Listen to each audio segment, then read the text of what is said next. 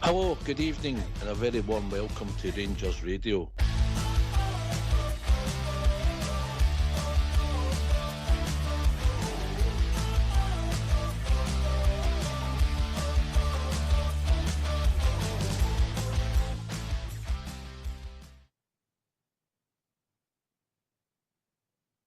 Well, hello, good evening, welcome to Rangers Radio. John myself, Fox Chair on the show tonight, and I don't know who done the rota.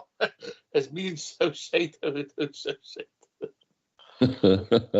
Aye, all right, mate.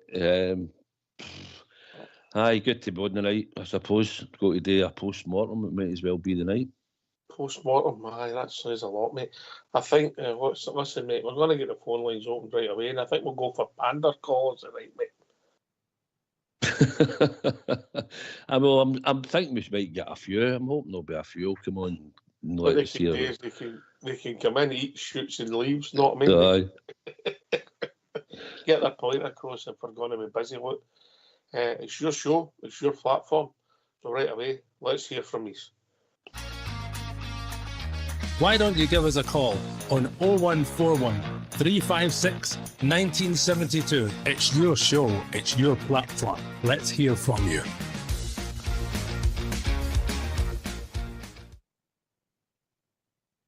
Southside, got to be honest, we'll just stick to yesterday's game before we open up the whole subject. It was abysmal, mate.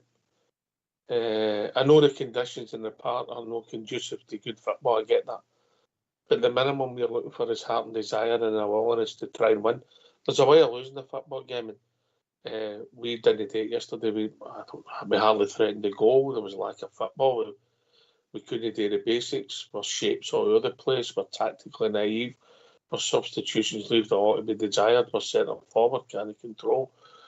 Look at wingers who played yesterday. One of them looked as if, I don't know how he's going to go on when it starts getting colder.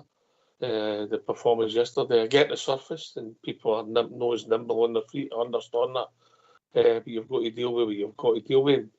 Let's be honest, Sonny, Southside, that people play with on artificial pitches all over Europe, yeah. So it's no new to some of the continentals. So I don't know where to start and I don't know where to finish. Get it off your chest, mate. Listen, the part's the part, right? It's not even up for debate anywhere, and I don't care. Like, you know what type of game it's going to be. I think you know when you go to Commander what type of game they're going to give you, how they're going to set up.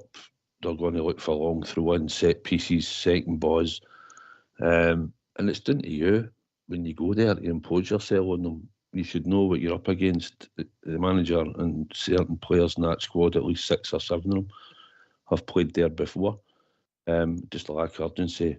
I said after 5-10 minutes, I said to them, we'll maybe get a 1-0 here today.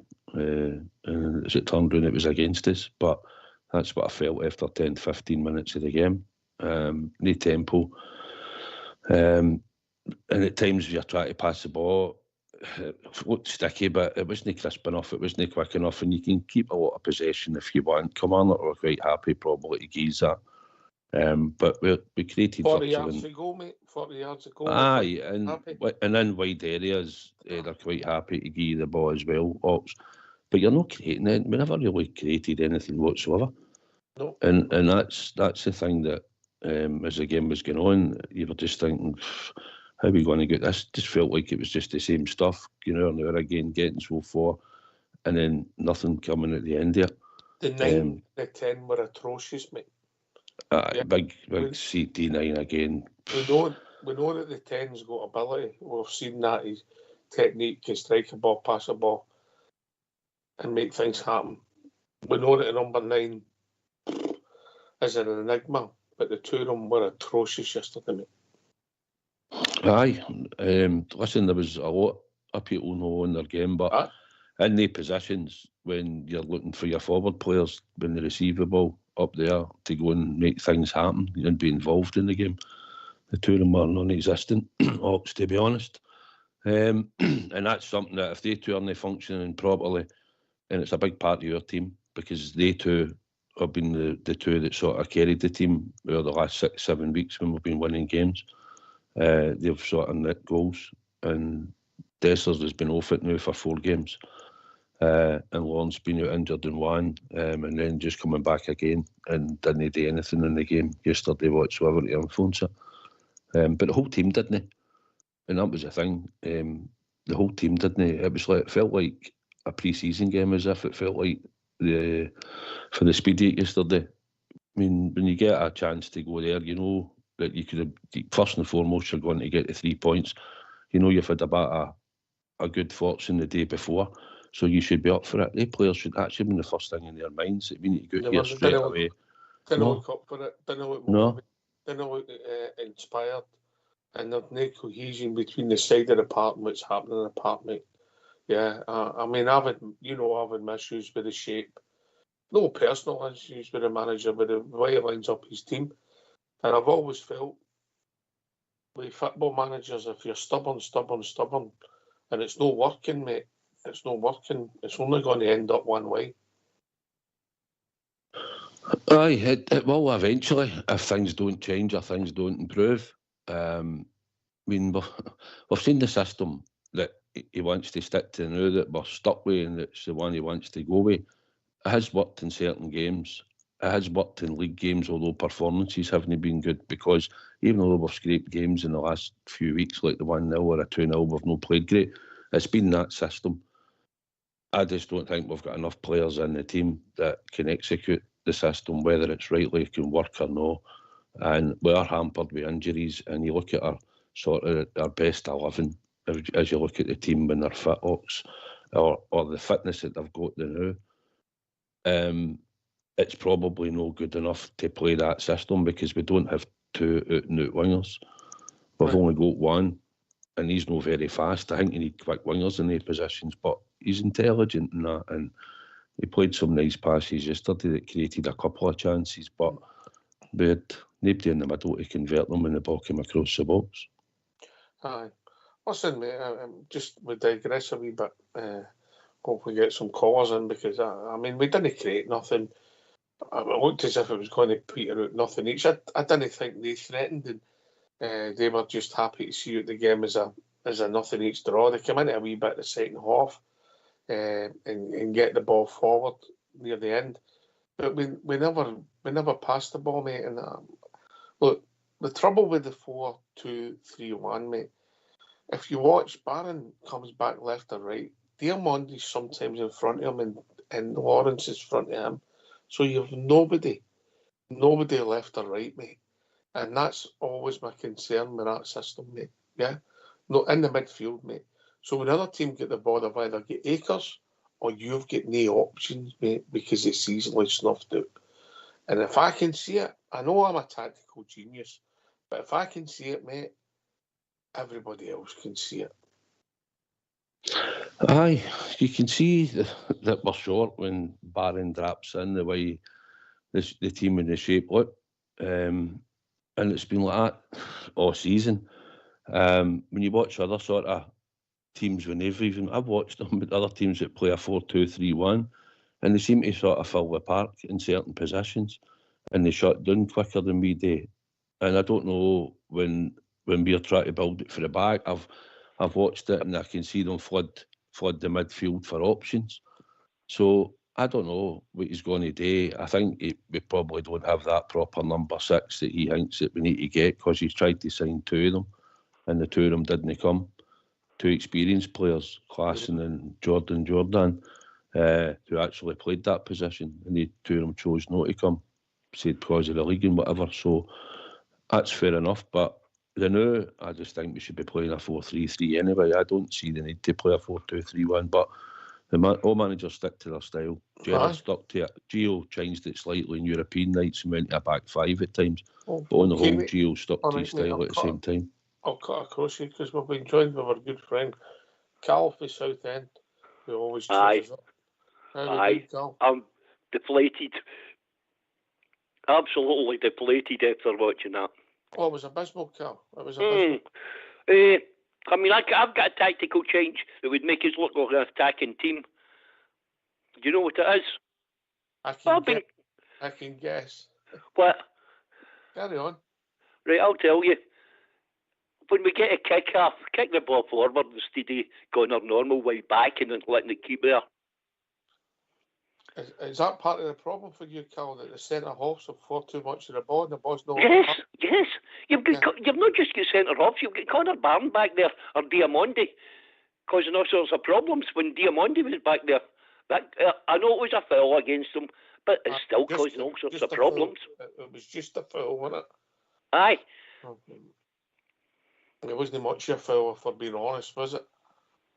No. I mean, they keep saying players go down too easy. I've never understood this rule that you get. I keep hearing as if I'm getting cut off, Fox. No, carry on. Oh, I'll be back in a minute. Bring it back, Cal. No, you were fine, mate. You could hear him all right. We were just touching on the south side, but the trap in the midfield, and you end up with no midfield. And if you're relying on your fullbacks to go forward and they don't get forward, you've nobody in that part of the park. And that's just one of the problems, mate. Aye, I mean, you've seen it even. We've tried to walk the ball. If, for instance, Tav's get the ball in the right back position, if he's not going to play it up the touchline to the winger who's dropping down, then he's got to play it inside to Barron. And the minute he gets the ball, other teams then that are playing a system against you are shutting them down quickly. The ball normally gets knocked back to the centre back. I just think yesterday the parts no conducive to playing, or they wanted to give us the ball. So they gave us the ball, and it's how we then cut them open. But we've went to have Tom Lawrence in the park, you've got Benjarami, you've got Cherny. You've got three players there that have got a decent level of skill. So you're thinking it's down to them to try and open them up when you're getting them on the ball and get them into spaces. Centre forward didn't help yesterday at all. Didn't run into certain channels. He couldn't hold the ball a lot when it came to him. He was no good in the air. We knocked long balls forward, and they were either going out his head or they were just no good. And it was just a collective yesterday. Well, that's the worst performance I've seen under Clement's team since he's come into the job. I think that performance yesterday in the league has been the worst that we've watched. Well, I've certainly watched away from home or at home. I think it was dreadful. The whole lot of the players collectively were absolute. Cal's back. I don't know. I was kept getting cut off there. Just the thing, you know, we know Dessers isn't good at holding the ball up. Why do we pump these stupid boys to him then? Instead of we need to play with two up front, Ox. I don't care what anybody says. If you're playing Dessers, he needs somebody beside him because the guy is isolated. And you say that one, he went to the back post, they should have been in the middle. If you'd watched before, it seems to Clement's been telling him, you go to that side and Bijrami will cut in, but he's done it a couple of times in the first half. I'll go to the front post. He did do it a couple of times in the first half, you know, when that ball came in for Tab. But one ball coming in for Tab, you don't expect to score because Tab gets a good ball in every now and again. Listen, Dessers will take a lot of the flack. Yesterday, well, because his touch was poor at times when he had the basic stuff today, mate. It's part of the game. I get your point about he's isolated, and I think you're right.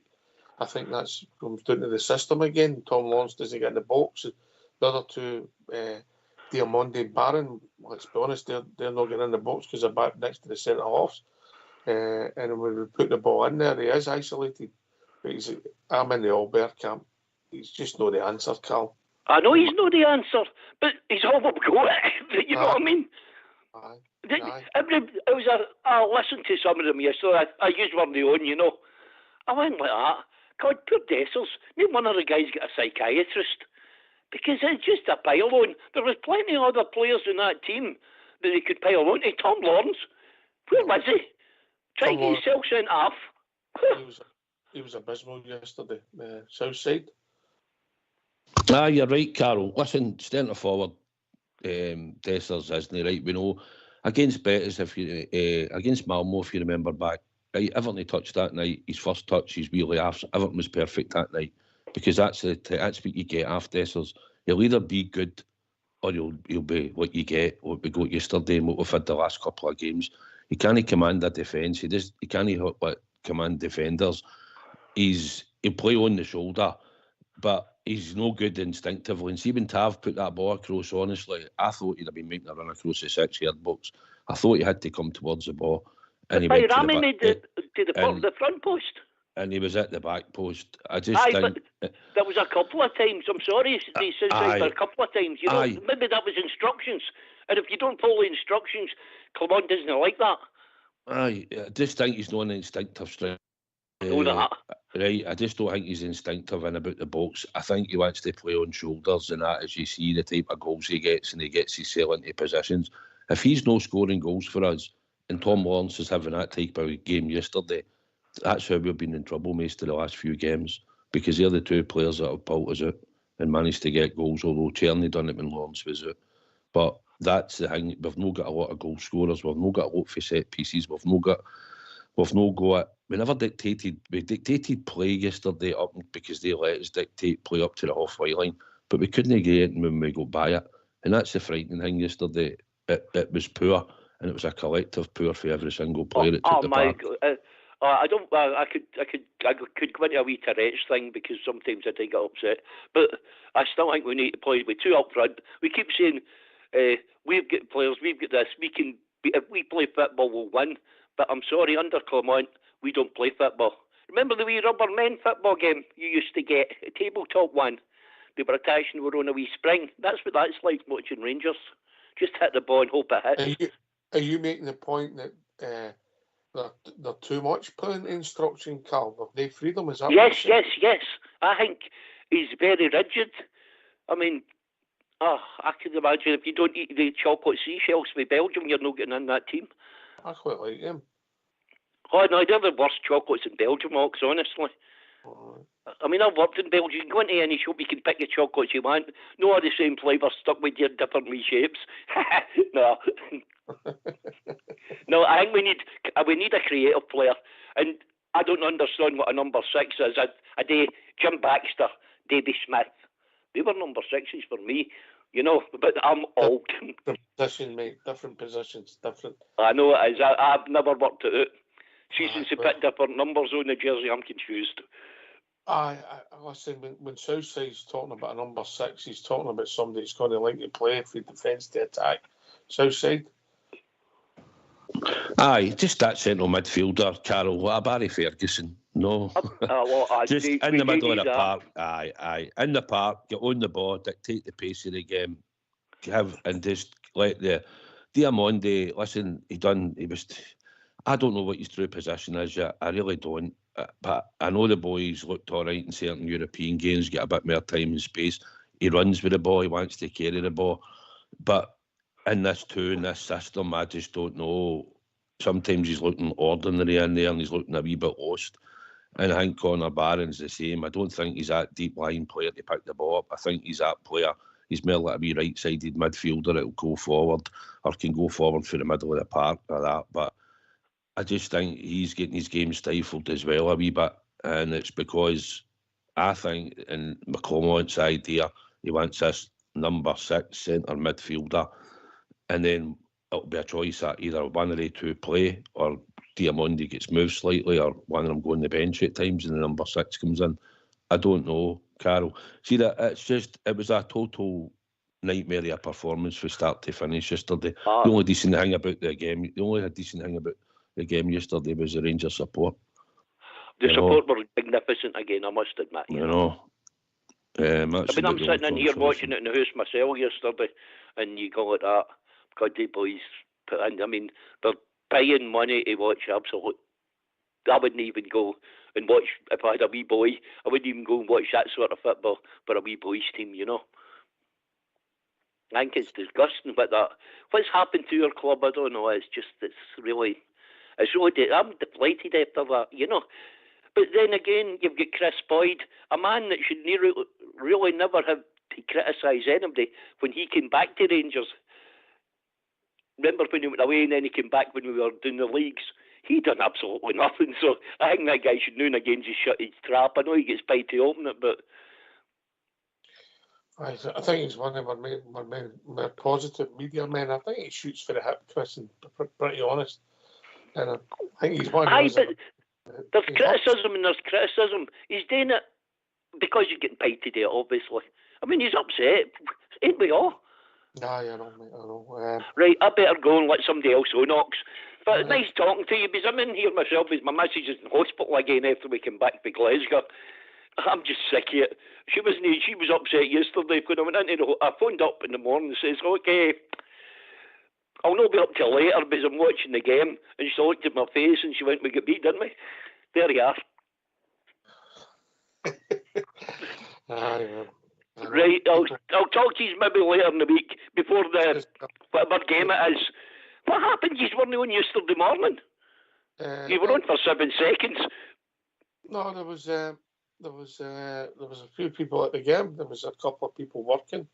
I know, because I'm looking for it, and then when I come back to the hospital, I switched on to see if you were on at night. You weren't, but it came up 7 seconds. It was on for in the morning. I couldn't even dial it. I could have put my telly on mute that fast. Right, I'll see you later. Bye. Cheers, mate. No, we want to run yesterday. Cheers, Southside. With personnel issues, Southside personnel issues. HR was mobbed this morning. Aye, 33 quid a ticket for that nonsense yesterday, man. As he was saying. Well, listen, I think you're going to play. You're going to play the manager's interview slightly. I'm just going to hear from the manager and see what he's got to say, mate, and we can expand on it, and obviously hopefully get more calls, give your point of view. Look, obviously we know what the clamour is, mate, and I think we understand it, mate, and I'm just before we hear from the manager, look, we've scored 1 goal away from him this season, Southside, yeah? 1 goal away from him in 4 league games. We went to a poor Hearts team, but we've got to be honest, yeah? Well, first game of the season, you should be winning it. Let's not be kidded. It can happen, but again, then we went to their place, and then we went to Tannadice, and we've got 1 goal with Tom Lawrence, and then we went to Rugby Park, and we've lost 1-0. So we've played 4 games, we've scored 1 goal, but this goes back further, mate. This goes back to the back end of the season when we drew 3 each with Hearts away. I know it was a bounce game, I get that, but we beat the D at Ibrox. We lost 2-1 away to their place, the Lundstrom stupid tackle. Kilmarnock at Ibrox, we won all right. St Mirren, we struggled 2-1, yeah, semi-final, and then you've got the 2 big games in there, Dundee and Ross County, mate. Nothing each against Dundee, and again we had to win, yeah. If you think back, Southside, very few chances, yeah. So I'm going back to the system again, yeah. Then you get the Ross County game, which we could have had the game finished at half time whenever, and the defence let us down that day. But then if you stretch back in these games, you're then going to have to go back to the end of February when we last played well domestically, mate. When we beat Hearts at Ibrox. Aye, probably. Probably. There's not been great performances in it at all. Aye, we have struggled. His system isn't working, and if it's not working, it's only going to end in one way, mate. Yeah. Well, aye, he might turn around and say, well, we went on a run last season. Last season's different. It was a different squad, you know. But if you're going on about the system, you'll say, well, he's won a good few games with that system that he's talking about. I think he'll turn around and say, if I can get better players in, more players in, the system will be fine and we'll get better. And that's what I think he'll say. What's that cheap, mate? But people were struggling to score goals. Aye, we're struggling to score goals. We're struggling to create chances at times. Sometimes we're looking across and you've got, like you say, 1 man in the box. It's a bit similar to Warburton. It's about dominate the ball.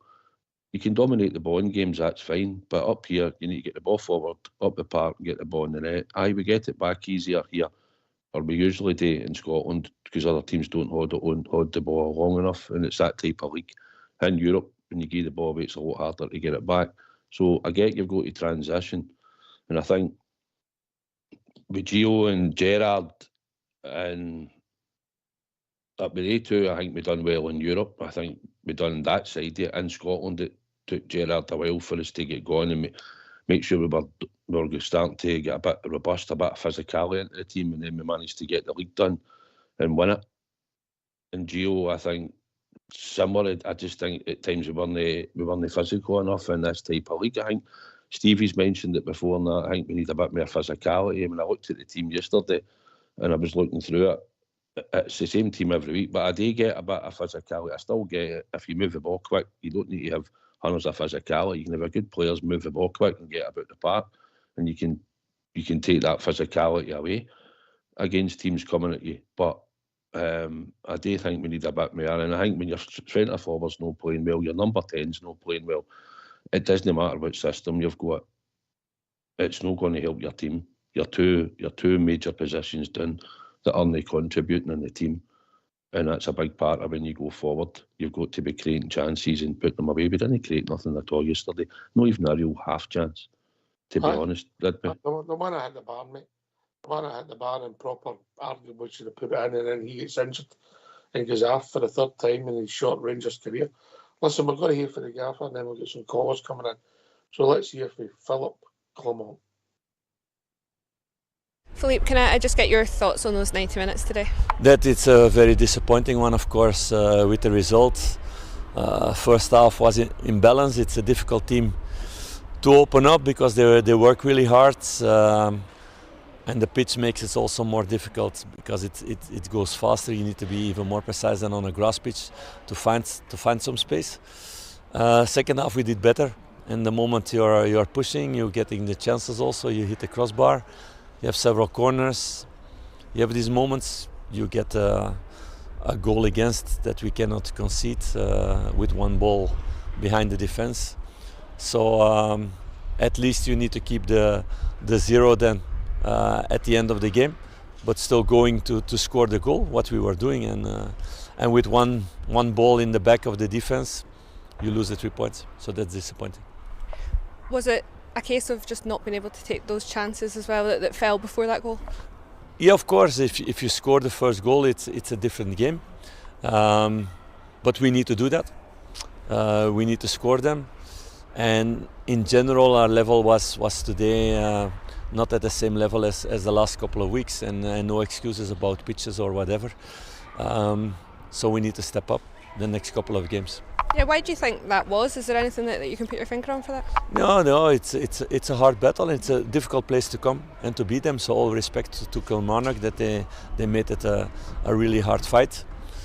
And then you need to take these moments and have the magic in the final third to make the difference. We were a few times really close, but not good enough to get the ball against the net or over the line.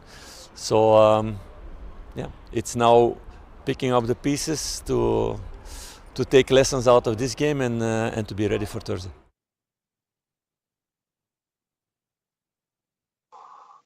I know we hit the bar and arguably could have done better. Wasn't he a sitter? But there wasn't a lot of chances in that game, was there? Nope, not at all. He was well just coming out. In my opinion, I was going to say it, but I was wanting to hear what he said. I would just like him out yesterday and say, listen, we were absolutely rotten. Whole team, no good enough. I apologise to the supporters, and I'm going to get it sorted out. And that was it. That's what I'd have said.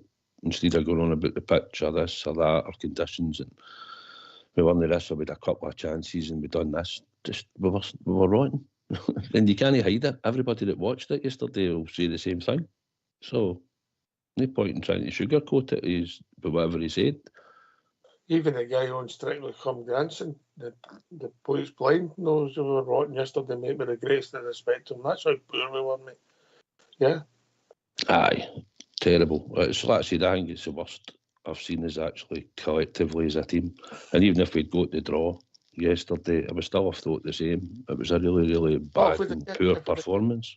If we'd have kept to 0, yeah, it would have been a point better off. But it wouldn't have took away from the performance. No, not at all. You know, but aye. And listen, I don't think defence. Hi there. Evening, Ronnie. How are you, mate? Yeah, I'm okay. That long time. I haven't spoke to you for a long time actually, but after watching the game yesterday, I just felt I had to get on the phone. And I live in Corby now, so I'm one of the Rangers supporters in Corby. So. All right, good to that accent's unique, mate. Right, so get it off your chest, Ronnie.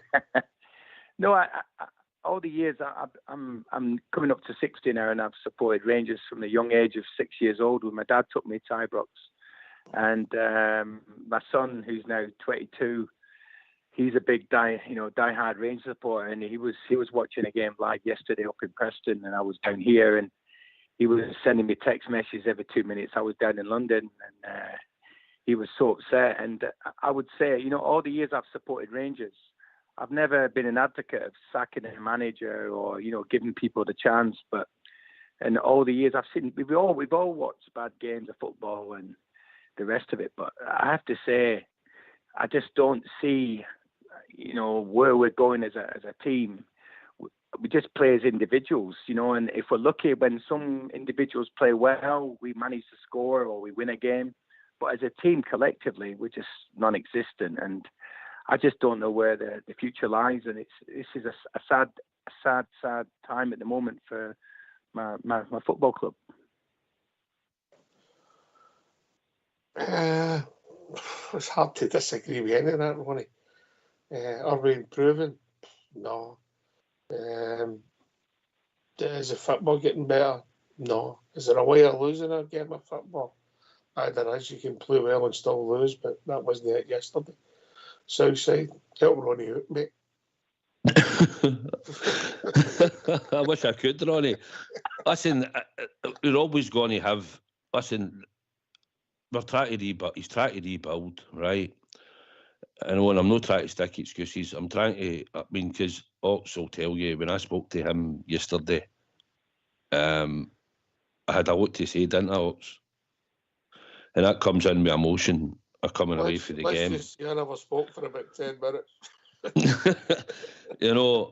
And I was like, oh, here, maybe it's just time. I'm looking at him now and I'm thinking, right, am I believing in you, or am I going to have to look at a slightly bigger picture at the same time and say we lost a lot of players, there was experienced players, and we're trying to rebuild. His hands have been tied. Did he get to go into certain positions and cover that we all wanted? No. Is the team anywhere near a rebuild that we're looking for? No. But the football's not been great, and we think the system isn't suitable to these players, Ronnie, and that's the sort of thing as well. He's got to get results. But I think I've seen worse Rangers squads than this, to be honest. Throughout my years of watching Rangers. My dad took me to a John Gregg team in the early 80s when we were in front of 12,000 supporters at Ibrox. So I remember those days and as a young boy. But when I hear Clement do his post conference and he comes out with whatever he says, I just don't believe in what he says anymore. Do I believe exactly what he's telling me? Is he? Steven Gerrard had a tough first season. But, when he did his press conference, he said it, I don't know, like it meant something. And you always sort of believed in him and you gave him the chance. But we I don't know. He just seems to say the same pitch every week, Yeah. It was also the base of what Gerrard was doing where we were. Yeah. Let's be honest, we were arguably in a worse state when Stevie came in. So when he brought new players in, you could see improvement as the season went on. And obviously the European one that he took us on, for where we'd been, mate, the support got behind them. But look, if we're honest, just week to week, we're not seeing any improvement or any sense of a system, Ronnie. I know. And that, I said to my son yesterday, he said to me, what do you think the score's going to be? And I said, I have no confidence. We're lucky if I get a draw. And I've never said that about Rangers team playing a game. But that's the way I felt, and I think that goes for a lot of Rangers supporters. I think most Rangers supporters, when they actually being truthful, would say, did they feel confident about winning that game yesterday? I don't think so. Yeah, we've not got the best record down there, if we're honest. I don't think we've won. I think we've only won 5 of the last 11 games we went there. You know, under one of managers, we haven't got the greatest of records down there. But that, well, as I said, we've lost games down there, and we've argued we played better, if that makes sense, Southside, you know. But yesterday was just poor. Aye, I mean, Ronnie, see me look through the squad now. See if there's a clamour, right? Which there will be. I've stayed away from social media stuff today. I don't usually watch a lot of it anyway. Now and again, I'll have a wee look here and there, but not very often. There'll be a clamour, no doubt, to change the manager, right? For some, as we know, because a lot of people were wanting to change him and whatever. The thing is, if you look at the squad that we've got, short term, how do you know that a new manager's not going to come in and get any more out this team? That it's the squad that's there now. What happens if he wants to come in and play a 4-2-3-1? You know, some of the players I think have to take a look at themselves for yesterday. Whether the system's right or wrong, as we keep debating on here, the players know the system, so it's down to them to go out and make sure that they get the game won. Whether you're coming back for international duties and it's your first game back and all that, it shouldn't make any difference. That game, you know how Kilmarnock play, you know how they set up, you know what they're good at, you know what they're going to do, and you've got to go out and combat all that and make sure that you be supposed to have the better players further up the park that will help them, and we should be creating chances to score goals, and we've done none of it. And that's where it's got to be addressed. Because the games are coming thick and fast. But these players, I know, have got to stand up as well and start producing, because performance levels, energy-wise, not standing in that terrace or in that stand yesterday, all the supporting about me were saying the same thing. They're miles off us today, and they're lacking the effort, heart and desire. And that should be a basic. You can still lose a game of football with 8 things, but that should be a basic, Southside. And that's what worries me, the synergy between the management and the team, mate.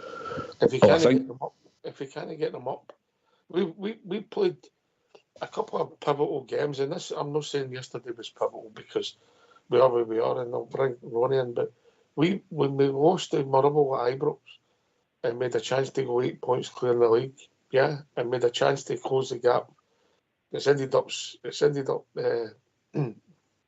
points. We made a chance to close it to 3 and start heading back to get to par. And they 2 big games, we'll blow it, mate. We've lost to Motherwell and Kilmarnock, mate. Motherwell and Kilmarnock. I know. It's worrying. Ronnie, in you come, mate. Oh, I don't know if I lost Ronnie, Southside.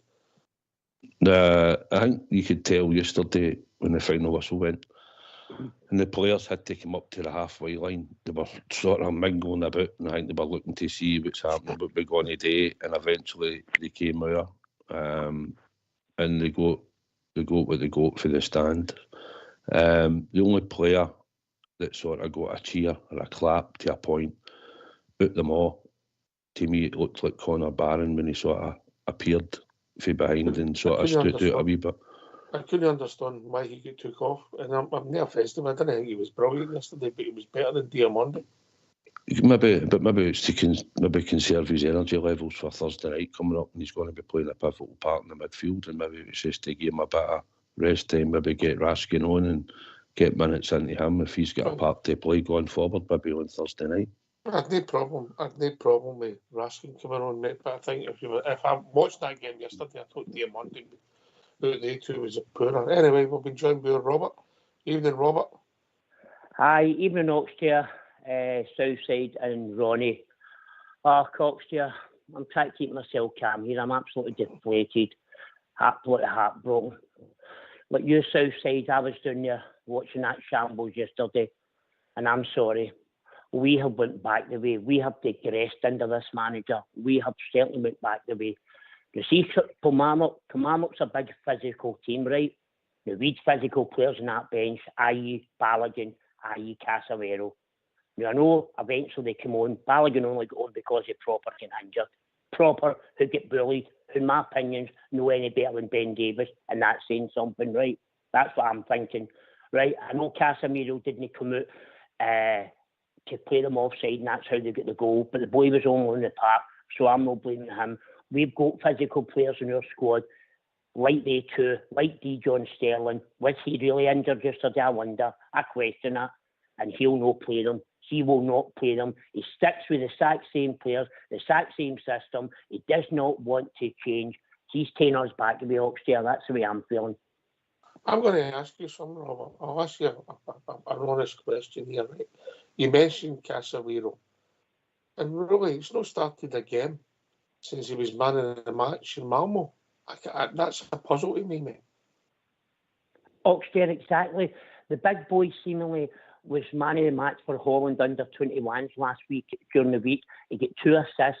Now, that boy's going to come back buzzing, full of confidence, and he can't play him. It was the same with Ross McCausland. He'll never play him in his natural position to give him the boy a chance. He scored a wonder goal against Malmo, and yet the next game he's on the bench. That's got to deflate you as a player. And there's guys out there who are not doing it, and yet they're in the team the next game. I honestly, Oxford, I don't get it. I really don't. I've lost all faith in this manager, and I'll tell you the truth, Oxford, I lost faith after the Scottish Cup final. I would have changed him there and then, and I'm going to say it. I would have changed him after the Scottish Cup final. He's taken us back away. I know his hands have been tied. Obviously, 6 players went out and no money came in, experienced players. I know all that, but I don't care what anybody says.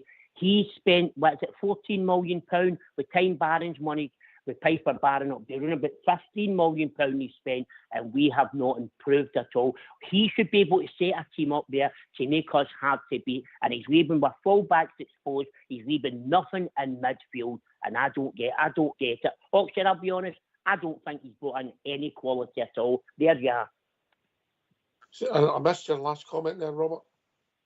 I don't think he's brought in one quality player, if I'm being honest with you. That's only my opinion. And I'm trying to give guys like Baj Rami and Kearney and guys like that a chance. But I just don't see it. Listen, young Barron's been okay, and he obviously made a couple of errors. Jeffrey, even yesterday, showed an attitude. At least he showed an attitude, mate. And obviously, he didn't deliver his final ball, but he showed a desire that some of our other players never shown. Southside, one of the things, Casemiro, all right, listen, we only looked at that because of Bar for that decision. If we would have been offside, millimetres in it, Casemiro, what I couldn't understand of that is that all we've got to try and win a game of football is put Casemiro on and move Tav up in midfield. What does that say to young McCausland? See, McCausland isn't in the right wing, Robert. See, when you said his natural position, Robert, where did you mean? Did you mean on the right wing? No, Southside, I meant his natural position is he's a number 10. Now, you go to the BT game, Southside, you watch some more. I'm going to go tomorrow night. And watch them. Right, so is his natural position no number 10? And why I'm not saying Ross McCausland's going to be the answer, Southside. No, neither am I. But I agree, Robert. Listen, it's about playing players in their right positions.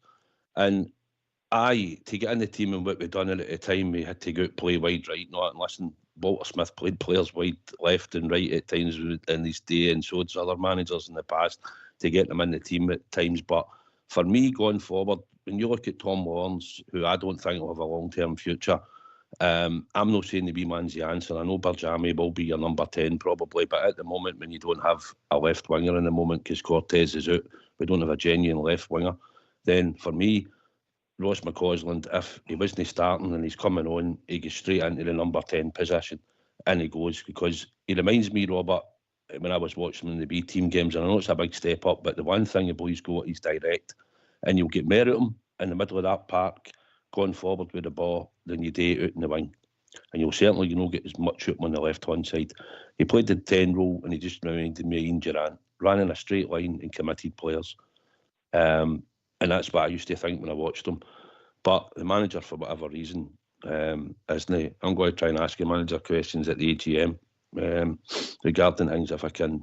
But regarding the team, the system, if he's still there, by all accounts. But I just think, same with Diamondi, I don't know, the two in the midfield, I just think isn't working all the time. But he's not going to change it. He'll stick to what he believes in, and he'll stick to trying to get better players in. Do you not think any of them? Do you not think Jeffries looked no bad, Robert? Do you not think Berjami looks a good technical player? I mean, that European game when he played, he had good close control and all that. I think he's intelligent. I think he can see things. I think he wanted Dessers to make runs on Sunday and it just wasn't happening. A couple of times when he had a chance to slip him in, he was just standing up with a little lump of wood next to a defender. So I think Berjami, I think Yefte has been good. I think Barnes a fresh breath of fresh air. He's still to learn. I think Diamondi's, I think he's got good potential. He's just been in and out in the league, but I think he's been better in some European games that he's played. And I think Cortez, hopefully when he comes back for this new injury that he's got, I think he wanted to go and take defenders on. I don't think he was the type that wanted. You could see it in him. He was going in front of them up. But that's what I see where we've got sort of a bit of freshness about the team. And I think, like you say, the boy at the back, the Dutch boy, I think he could play anywhere along the back four, to be honest, but it looks here. Southside, listen, I know what you're saying about Berjami. I'm trying to give this guy the benefits out because I've seen wee bits and pieces where he does seem to be a player, but bits and pieces on the good. You've got to be consistent to play for the Rangers, and that's the problem with our whole team. Now, the boy Jeffrey, I liked as well, but see, yesterday, and I know, and I'm not making excuses either about that horrible pitch, but he's a rabbit in headlines. He gets the ball, he drives forward, and he's got no composure. I know he's young, he's only 20, but he's got no composure to try and pass the ball. He wants to just run straight into players and do nothing. And that's no good enough. I don't care whether you're 20 or whatever. He's got no composure about him, and hopefully that will come with the boy. His final ball was poor yesterday. It was poor. His decision making when he passed it and when he put it in, mate, there was one the second half and he ran forward and he's got to make a decision. He ended up doing nothing. But listen, I'm not saying he's a finished article or he's going to be the next Cafu, if that makes sense, Robert. But at least he's got an attitude that some of them lacked yesterday. Oh, Oxford, 100%. Ox, I hate to say this, but I think there's players in our team and players that our managers brought in. I think some of them are down tools. I'll be honest with you. At Sarah, I'm not happy with that system. They can't play that system. I just feel there's players that I could be totally wrong. I feel there's players that are just not playing from. And if you had a man that knew the rigours of Scottish football, I think some of these players are better than what they're actually showing. That's only my opinion.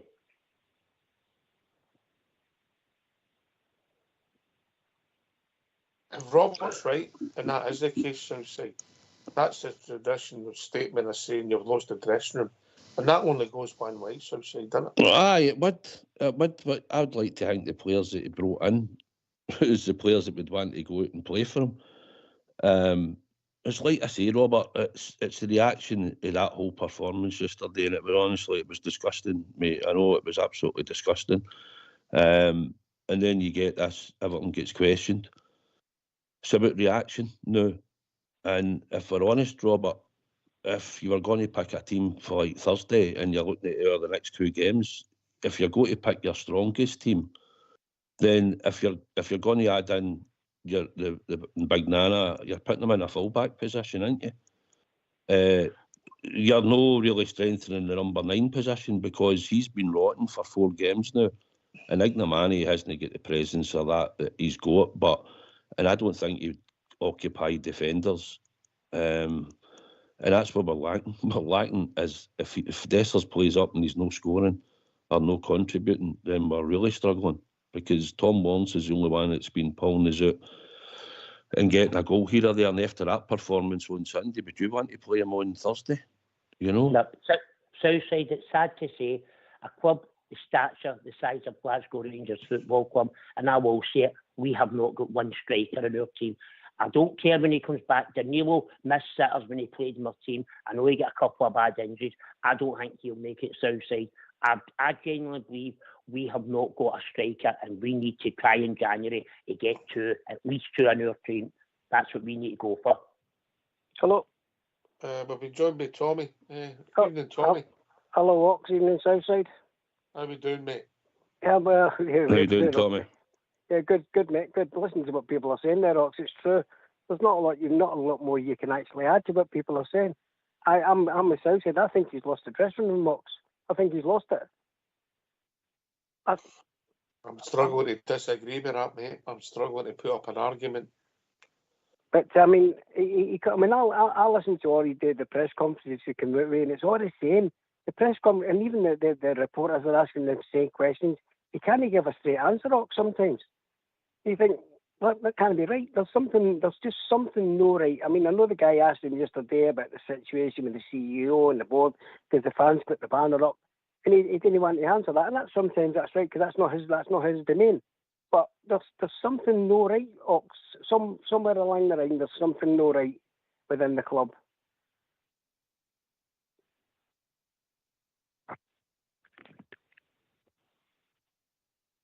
Well, they pay for the privilege. Some of them, I think, to go and do the press conferences and stuff. Some of them don't ask them. Some of them have sort of went around a bit. No, but why not ask them then? See, if I get to ask them at AGM, I'll ask them, what is this 4-2-3-1 all about? And we feel as a support we don't have the players to play it, but you still persist with it. Why don't you change it? Why don't we play a 4-3-3? Why don't we play a 4-4-2? What's the reason in this day two in the midfield and we're cut open wide gaps and everything else? Ask them the question. What's the problem with asking them? We can't create because when two midfielders are playing between for centre halves. Aye, and he's going to come back to pick a bob, and then when he picks a bob, you look forward and you look and go, well, what's happening here? Because I can see three opposing players against me here, and I'm trying to find a midfielder that I can pass this body because my two fullbacks aren't in space, my centre backs haven't moved, and I'm looking at Diamondi, where are you? Because Lawrence isn't back anywhere, and then I'm looking at up front, I've got Dessers, I've got the two wingers. So what am I meant to do? It's no rocket science. You watch it every week. So it's time for him to answer some of the questions, but some of them would go to that press conference or just ask them about the stadium, they've asked them about this and that. Ask them about the system, the style, where is the play, what is their philosophy? You know, ask them the questions, because surely then they'll get answers. Well, instead of asking them about the board and all the rest of it. The statistics tell you there's no working, mate, away from home. Yeah, we've scored one goal in 4 games away from home. Aye, ask him that. Go, why is that, Phil? Why is that happening? No. So said are they no gagged? Are they no gagged at that press conference? But they can't ask these sort of questions, or we'll not get back into the next one. Is that not the case? And if that is the case, it's terrible, shocking. You should be allowed to ask basically within reason whatever you want to ask. I don't think you can be personal, but I think there's going to be. Yeah. I mean, they're trying. Some of the press, are they trying to get a Rangers story? They're trying to get a rise out of them, Robert, if that makes sense, yeah? Of course there is, but you know yourself, the guys in there to the Rangers, we do know that they're all Rangers people, so they should, outside right, they should be asking the right questions. Why are you not prepared to change? You've not got the players, you've got your two wingers, Cortes and Matondo injured. You can't play that system. You need to make us harder to beat. You need to get guys in the team and give them a run. No guys that are in the team who are absolutely garbage week in and week out, but yet they're still getting in the team. My own favourite, I said this the other night on your show, and it breaks my heart to say, James Henry Tavernier should have been dropped out the Rangers team weeks ago. Why will he not do that? Why is he throwing my favourite player under the bus? Because I feel that's what he's saying. He's thrown him under the bus. And see, we play Celtic tomorrow, he'd still throw him under the bus and play him. But that minute, my age rips him a new one every time. Why is that happening? I don't understand that, Oxford. Can you explain that to me, please? I'm sorry to put you in the spot, Oxford. I'm sorry to put you in the spot, pal. Can you explain that to me? A better chance of solving the Ukraine and the Middle East conflict and answering that one, mate, if I'm honest, because I don't know. Listen, I'm no anti-Tav. I think Tav's been a great servant for us. I think he's lost half a yard. And he's also come back for an injury pre-season. He shouldn't have been playing at times. His form's not been great for the high standards he's set, and he can't get about the pitch the same. Yesterday I didn't feel he was his worst player, but that's a very low bar, if I'm honest, Robert, yesterday. Exactly, and he wasn't my worst player. He put in a couple of really, really good balls, and Big Dessers, who runs the wrong way where he should be running. Do you know what I'm talking about? You think Dessers is scared of the ball? Oh, Oxford, I don't know. See what I seen yesterday, and I've tried to get that big guy. I don't mean that in a nasty way that he thinks he's going to get hurt. He wants it. He doesn't want it in certain areas. because I'm being polite here. He's clumsy in possession. Yeah. You're being too kind, Ox. What's that, mate? Tommy, in you come, mate. Too kind.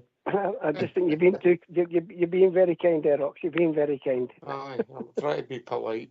What I was actually going to say to you, Ox, do you think the next 4 games will define his season? This European game Thursday, then the St Mirren game, then we're going to the Sheep, then we're going to play the Sheep next Wednesday, and then the Cup semi-final. Do you think that these 4 games could really define his season? And just remember, the board don't want to sack him because it'll cost him a lot of money. So there's 2 edges to that coin, mate. It's whether they can afford to keep him. That's a different question. But when you get into having to make that decisions, 99 times out of 100, there's only one thing happens: Southside. The European games, I was hoping that before we got to this result yesterday, when I looked at all the fixtures, this was one of the games I thought we had to try and win. I thought we're at home. I thought obviously you want to beat Lyon, and we've got Tottenham, and we've got this mob, and we've got Union St Gillies. So I thought this game we'd hope to get 3 points. I thought we could beat Malmo away, get another 3 points. That would give 6. And the last one I was pinning my hopes on was the last game against Union. Get the 3 points at home. That gave you 9 points. And then try and pick something up. Whether we could get something in Tottenham in a one-half game, anything can happen. But the way form that we're in, you'd think, no, we've got to go to Manchester, and then we've got Olympiacos and Nice. So out of all that, I thought we had to get maybe 10 points, and we could still be in Europe. I wouldn't even go to Manchester at the minute, though, Southside. Aye. If they don't want us anywhere near it. Well, they're awful. I mean, watched their game Saturday. They're awful, Southside. And I wouldn't mind playing them at the minute. By the time we get there, that'll be into January, and things could all change by then. But looking at it now, I was hoping that Steaua Bucharest, we could get 3 points on Thursday, and give us 6 points and see where it takes us. But they've won 2 games. They'll be a hard team. Probably have a look at them near the time, see what they're like. But Europe's nothing. It's the league that matters, and we've got to make sure that come St Mirren at Ibrox, because that'll be the game where the support will be on edge. When we get in there, and it's down to that team. It's down to that team to perform and go out there and play and get a result with a good performance, and that will get the crowd going. But people will be sitting waiting for a reaction, and the pressure's mounting on them all the time with these results that have came at the weekend. It's going to become toxic again, mate, and I don't think this is going to end well. The problem you've got is if you're involved in the business side of the club, is you might have patience, but you might not be able to afford to keep them because bums and seats, Robert, isn't it? Well, sure, definitely. And seeing Thursday, I don't think there'll be much more than 40,000 here. And we're losing a fortune. We could be doing with 50,000 here, and I don't think there will be. I really don't. I think the Rangers fans are turning. I spoke to at least a dozen Rangers fans a day, and up here, every one of them said the same. We need change. This is not good enough. This is not the Rangers we were brought up to watch and love. Do you know what I mean? Oxley, listen, I know you're coming to your tune. I'm going to jump out because and I'll listen to part 2 of your show. But I just wanted to come in, get my points across, and support Rangers Radio because it is a great platform. And come on, Rangers fans out there, let's see you in part 2. Let's see the few come in here and give us our honest opinion. Oxley, Southside, guys, thanks very much for taking my call. Robert, see before you go. Yeah. Robert, listen, see at the end of the day, we're Rangers supporters, right? And it's hurting now when your team, it hurt yesterday to get in there and watch that. Don't go up, it's something that might cheer you up. But at the end of the day, Robert, we've just got to keep going back and supporting the team and see if the season goes Pete Tong this year. See, at the end of the day, you'll still renew your book your following season, mate, and so will I. And that's the difference. We've got to keep following the team. You follow them through thick and thin, mate, and that's what it is. And at the moment, we're going through a hard time. But it's like you've just got to get a reaction, mate, and see how we battle back. And that's what we're all waiting for, the reaction. So it's doing to come on while he's there to get it moving again. Southside, I'll sum it up. See if I could get tickets for next Wednesday to go to Aberdeen. I would be up there at Aberdeen. I'd take my boy because he's never been to Pittodrie. I've been loads of times in the past. I would be there because that's one thing we do Southside. We might come on here and we'll criticise, we'll slag the players, we'll slag the board, we'll slag the manager. But one thing we never do is we don't surrender, and we'll always get behind our team. That's one thing we'll always do. But I just wish our team would get behind us. Aye. But just before you go, Robert, let's make sure I got a text in a few minutes ago. 33 quid and a chip to pie away. What's happening? For fuck's sake. You can work out who that was. So that's the only good thing I got in yesterday, Oxford. I get 4 pies for me and our guy. £22 it cost me for 4 pies and 2 Coke, and that was the only good thing about the day. If you chipped a pie away, it must have been bad. Right. Cheers. We're going to have a tune, Robert. Thanks for the call, mate. No problem, guys. Good shows always. I'll leave you as well, Ox. Great. Ox, I'll leave you as well, but brilliant show, mate. Keep it up. Cheers, Tommy. Cheers, mate. All the best, mate. Bye. Cheers, mate. Cheers, Tommy. Right, cheers, so we're going to do a duet here. We do it live. What do you think? Aye, all right, let it go. What is it? Right. Let's have a tune.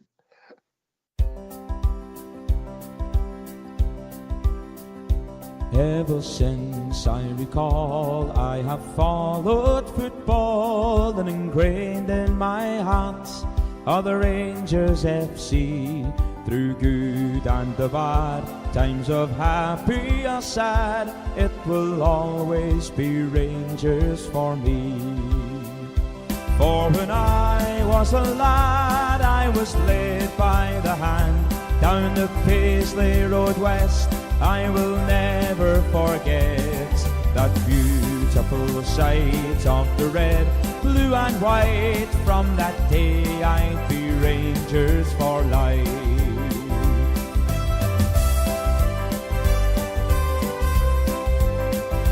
And I vowed to my dad, if I too have a lad, I will show him the way as he did on that day.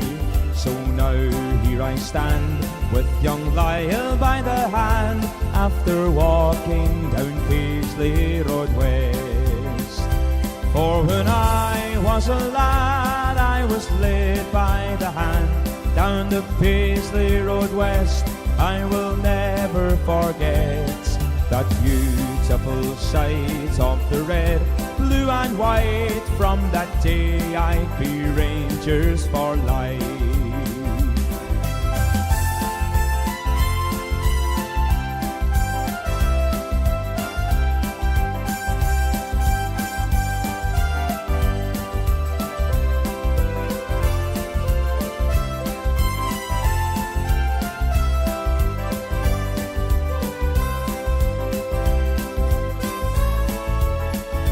There's a great sense of pride that I feel deep inside when I'm watching the Giles with my father and son.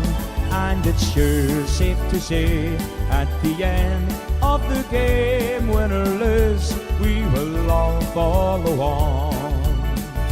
For when I was a lad, I was led by the hand down the Paisley Road West. I will never forget that beautiful sight of the red, blue and white. From that day I'd be Rangers for life. For when I was a lad, I was led by the hand down the Paisley Road West. I will never forget that beautiful sight of the red, blue and white. From that day I'd be Rangers for life. That beautiful sight of the red, blue and white. From that day I'd be Rangers for life.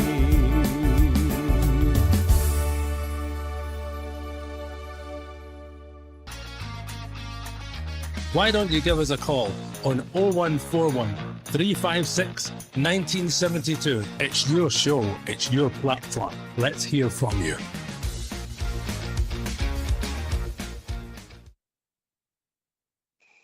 Well, I like that one. I like that one. Aye. Aye. Good version, wasn't it? Yep. Not like walking down the Paisley Road West, walking up to Ibrox. Aye, that's I don't know how we're going to. The synergy between the team and the support, mate, it's went quite quickly. Listen, we're all experts when it comes to picking a team and a system, aren't we? Aye. You know, we'll all have different opinions and different things. Well, what's your opinion then? You're more a patient man than I'm a. Yeah, you know, Mark. Do you think that yesterday? Whatever, but I mean, when we chatted about it, and we chat. Let's just say we chat occasionally halfway about systems. I've been saying it. Well, I've been saying it for a long time. I said it prior to the manager coming in. I've never been a fan of the 4-2-3-1, mate. I think it's all right when if you're Barcelona, the peak Man City, when they can play it at certain times and with the players and what they've got is, but in a close game of football, when you're trying to compete against teams that on a par with you, I think there's flaws in it, mate, and you can be exposed, and it gives you issues at both ends of the pitch, mate. Aye, I think you've got to have that exceptional number 10 and that number 9 and two quick wingers with pace and ability. And we've only got one winger at the moment that's fit. And we're struggling to our strongest 11 that we've got with the squad that he's assembled together. So whether he tweaks it, I don't know what he'll do. I mean, you can still stick to your philosophy. If he looks at, let's do Bucharest and thinks, right, they've got a lot of pace on the wings, then you'd be thinking, well, I'm not going to play Tav. You know, I'll need to change it. Then you stick the young boy in. Saying he's a young boy, he's played enough football probably behind me, but if he gets exposed and gets absolutely roasted out there and all, it could dent his confidence. He might have thought of that a couple of times before he's been sticking them in the team, but at the end of the day, they're here to play. How can you be man in a match in Malmo? Aye, I get that. I think he's got the experience. I think if he gets beaten on the night by a better player, like we had to put our hands up against Leon's two wingers, they were exceptional, and it didn't matter, I think, who we put in. They were good technical players, so sometimes you put your horn up and say, well, we get beat by a better team. But when there's ways of combating it, I'd like to think... Could we know pace in both wings, mate? If I know Redvan's coming back, but as you sit this now, because you know of Casemiro and then Jeffy in front of him, mate. You could if it would release Bashwami into the middle of the park then, if you're wanting to put him into the 10. Aye, I get that. I'm not saying that Jeffy's the answer in that position, but does that not give you pace and that side of the park, and then the other side of the park, if you're worrying about pace, a fit Sterling, who hasn't kicked a ball this season, if I'm honest, in any position. Sterling's starting to turn out to be a key Roof, I think. Well, I actually looked at his stats yesterday when he said he had a slight injury. He started 13 league games for us, mate. And how long's he been here? That's a season and a quarter, would that be fair? He's been injured quite a bit, or hamstrings, niggles, whatever. I don't know, it could be due to the fact he's not playing a lot of games and maybe he's not fit enough and he's maybe doing a bit more exercise and pulling wee strains and whatever, I don't know. But he has to get in the team. But aye, if you solve that with the left-hand side, if you've not got anything else to change on the right, then it would be Tav that would go on the right. But I think in the European games, I think you should pay a wee bit more attention to the opposition. I think in Scotland, you know what you're up against most weeks for the teams that are there. There's been a few managerial changes in Scotland, so maybe teams will be slightly different, like St Johnstone, Aberdeen, for instance, and Hibs be changing their manager as well. So you might think they might have different philosophies in the way they play for what they did in the past. But in Europe, I think we need to be a bit more astute, and I think you need to have more flooded in the midfield. And I think it's at a time when you can say, well, we'll just stay without the number 10. You know, we'll not play that number 10. You know, we'll just sit in and play even in 4 in midfield that day, maybe play one or play a 4-4-1-1 even. You know, but change so we notice that you've changed and you've adapted instead of just being this 4-2-3-1, and then once we get turned out at the back or the press doesn't work, we're wide open in that midfield, and we're just getting over flooded with players. Aye. Listen, what worried me with yesterday's performance wasn't the fact that we got beat. That upset me. But what worried me is we couldn't start again. We came out, we got an opportunity. We were lethargic. I know it's a 12 o'clock kick-off. I get all that. I understand why Big Stevie's lethargic, but I don't understand why highly paid professional athletes are lethargic. There shouldn't be. Listen, there's a lot of players don't like the 12 o'clock kick-offs. A lot of them. For loads of various different types of reasons. I don't like it myself. No, it's no great. I know it's bad enough travelling there, but Kilmarnock wasn't that far, right? But players, for whatever reason, they'll tell you, especially a lot of foreign players, I bet they don't play many Sundays at 12 o'clock and all that. But it's not an excuse. You've got to be ready to play football whenever you're asked to play, and at whatever time it's going to be at. And like I say, you know what type of conditions you play on the park. It's about your attitude and application. And yeah, man, everybody seemed flat yesterday. Everybody seemed miles off it. And that's what worries me, Southside, because that's what worried me yesterday when I came out. I thought, wow, there's not even 2 or 3 players you could say, you know what, we weren't great today, but they 3 done all right, or they nearly scored, or they done this or that. But it was hard to pick a player out yesterday at all and say he was all right. Even our goalkeeper was suspect at the goal. You know, what he's doing out there, if he's not coming to get that ball, then what's he doing out there? Because he's came out and he's done nothing. Suitor's no reacted. The boy was cute. He gave him a wee nudge, slight nudge at Marley Watkins as the ball bounced.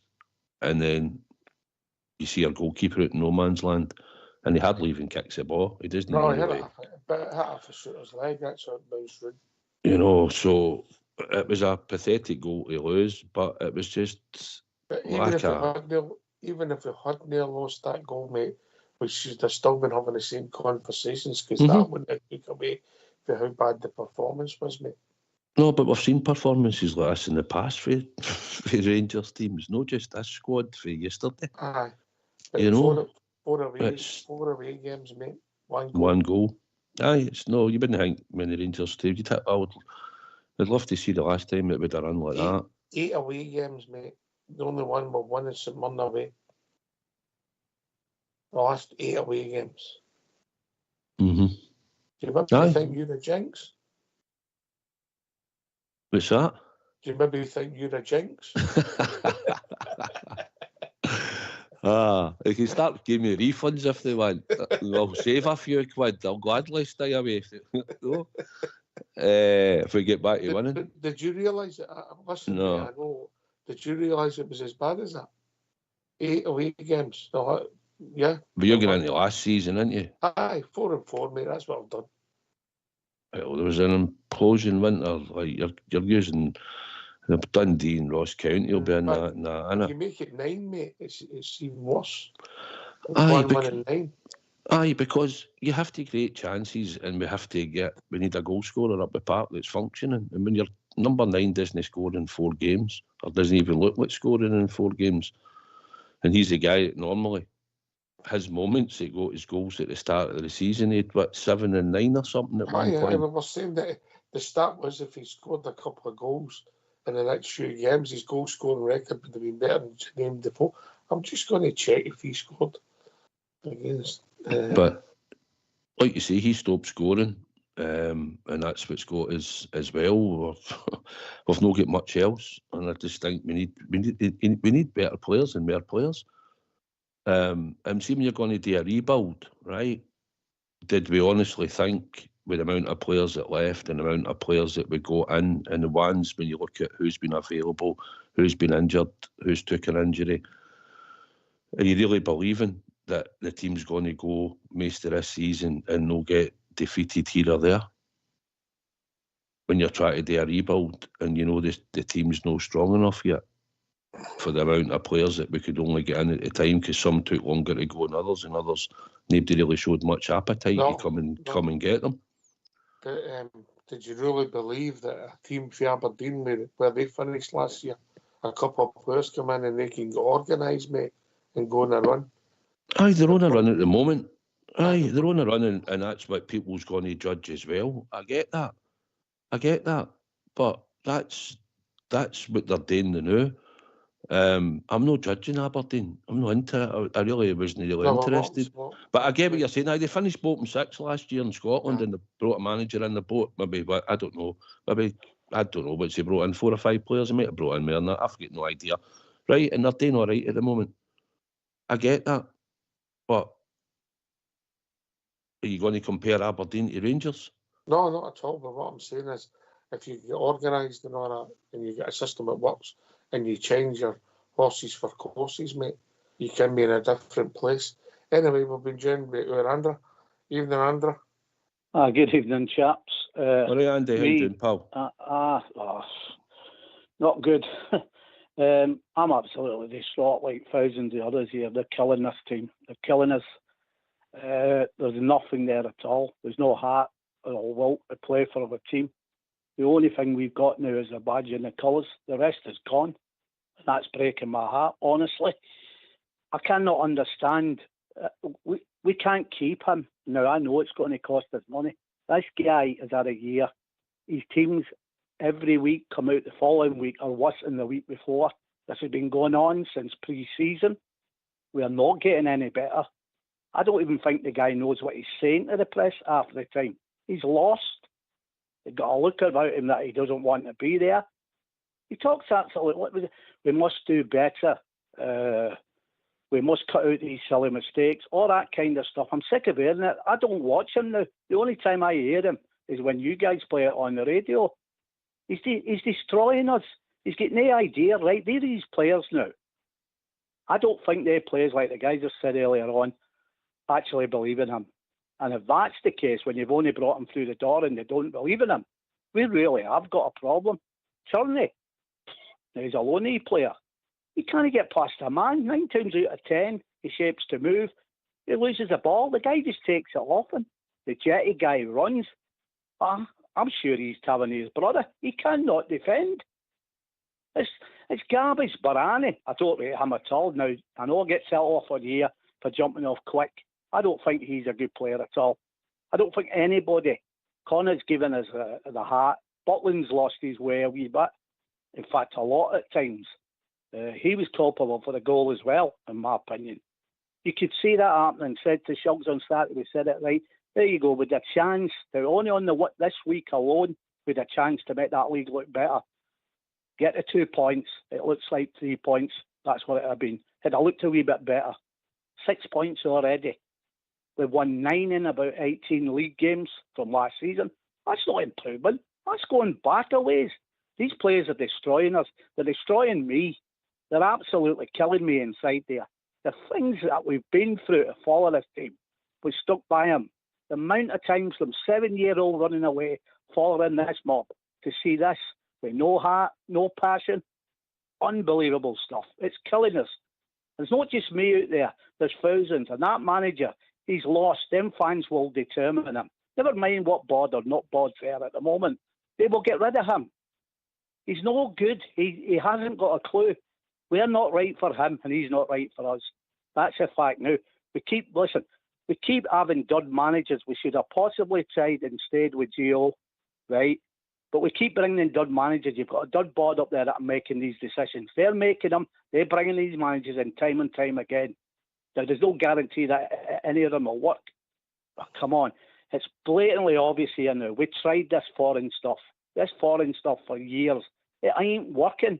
Other than Avocat, it's not working. What are we missing here? Now, I don't know who we're going to go and get, but we certainly shouldn't be going down the foreign route. We need people that's going to man up, people that you're going to put in the right positions, at least get some out of them. Try. Just gears a little bit. Your song tonight was absolutely harped. Right? Every one of us, they should be playing that stuff to them. But then again, it won't matter to them. All they bother about is picking up wages, right? Modern day football. But these players don't care. And it's absolutely disgusting. It has to stop this now. We have to do something. We have to get it right. The AGM coming up. Let's stage questions. They've told you that last year. Or what we're going to, I can't get my car in the car park. Rangers are dying and we're getting questions like that. Come on. What am I missing here? It's not a case of mumping my gums. I'm heartbroken here. It's killing me. Every time they go out, you know they're going to, well, I won't swear, but they're going to balls it up for one or another reason. They've got no hide. You watched them in that tunnel yesterday, keeking themselves, totally keeking themselves. As soon as they see the white line, boom, off. Not for me. Too tough. Plastic pitch, my backside. We've been playing on that long enough. Have we not got two at the training ground? Why would I not training on that all week? Well, what am I missing again? I'm sick, guys, honestly. It's killing us. We just can't go on. We're losing everything that we had here. Take a breath. Right, Southside. Floor's yours. I'm trying to remember to take everything Andy said. Andy, that's a tough watch, mate. There's no doubt about it, mate. Honestly, it's a tough watch, mate. But listen, as you say, it's a team of support. You can't give up on it, you know. You want to get better, and how it's going to get better is I think we need to get better players in. It's as simple as that. And for the long run, we're going to have to go into the transfer market, whether he's in the job or no. I have said before, I think our best success we've had has been with Scottish and British type managers, say British, Scottish managers. You know, I think Le Guin, Cassina, Clement, Gio, I said, when we're looking to be winning leagues and cups, then no, they've not provided it. But getting the right type of player in, Andy, sometimes you have to show up in the Scottish market, and a lot of people don't want to pay certain money for certain players that you might want to try and buy. I think you go back to maybe you need to get a wee bit of that in your team. I think you always need to have a bit of Scottish players in your team to a degree. I think Conor Barron's a wee example. He's full of energy, he's full of enthusiasm, but he needs help in there. And if you're going to get in and try and flip the players like he's talking about, I think we've got to get back. We've got to move away from buying the Championship players that we've still got now sitting about the squad and paying them the stupid money, hoping that they're going to come up here and be better, and then go back down there later on. I think we've done that road before. But if you want to sack the manager, fine. There'll be a clamour out there to do that. It's who do you go for and who do you get and what road are you going down? And I think he's still going to have a job. I think the board obviously took a chance on him because they believed in him. They've seen the credentials of what he done and Thingmate over there in Belgium with what he worked with. And I think you think that he was the guy, out the candidates were in front of him at the time, that he was the guy for the job. And it's up to them whether to stick by him through the sticky patch that you might have going forward and give him more money to get players if you think some of the players he's brought in have been all right. And going forward once we settle in. 8 months since we played well. 8 months. I know that. I know the performances haven't been great, aye. But if you want to get rid of him, then you get rid of him. You put him on garden leave, whatever it is, you pay him off, and then we start again. And the manager will either come in and work with some of these players, and then you'll be stuck with some of them, mate. Aye, but obviously there'll be a good few that will need to get rid of that are still sitting there picking up money and still contributing to the team. He's not giving any youngsters a chance of coming in. I mean, would there been any difference if flinging on Cole McKinnon and flinging on Kieran Dowell on Sunday? Well, to be fair, Dowell played one good ball in the Igna, one good ball in the whole game, mate, if we're honest. You know, I'm not a fan of Dowell because I don't think he's the answer, no. Yeah, but I get your point. Lovelace, Cole McKinnon, Ignami could have done any worse in the front three. It was up yesterday, if you're honest, mate. No, but the thing about Lovelace is he's a big, powerful unit of a boy. He's got pace, listen, and Bino gave him a chance. He's in the last year of his contract to be walking out the door, and I'll guarantee there'll be a lot of clubs in England will be looking at him because we had to take him up here, and there was a lot of clubs looking at him. Still part of the England set up and all that. He's been on the bench, he's been running about. Cole McKinnon sits there week in, week out, never gets a chance to come on. He's flung on again, he flung on Thingmate. Listen, it's maybe no young time for young boys to get flung in. I get that. But when you're looking up front and he's there and available, then why not take a chance? He might spark something, he might come in and do something straight away. and help the team out. You never know.